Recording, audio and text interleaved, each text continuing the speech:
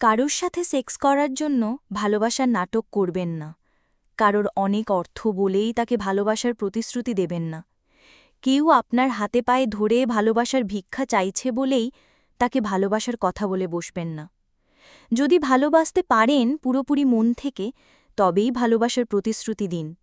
যদি একসাথে থাকার সদিচ্ছা থাকে, যদি পাশাপাশি থাকার সদিচ্ছা থাকে, যদি যে কোনো সমস্যায় একসঙ্গে লড়াই করার প্রতিশ্রুতি দিতে পারেন, তবেই ভালোবাসাবাসীর কথা বলুন।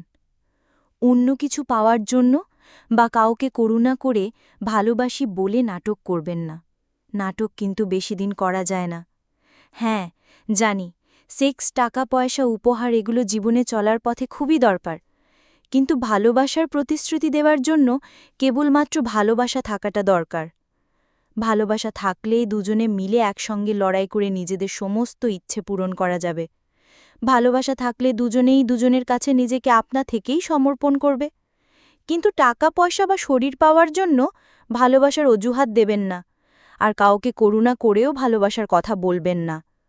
ভালোবাসা শব্দটার ওপর একটা মানুষের গোটা জীবন নির্ভর করে, অনেক স্বপ্ন, অনেক লড়াই নির্ভর করে। একটা মানুষের বিশ্বাস ভেঙে দেওয়া পাপ।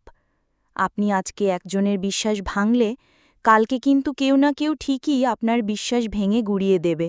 মনে রাখবেন, প্রকৃতি ঠিকই প্রতিশোধ নেয়।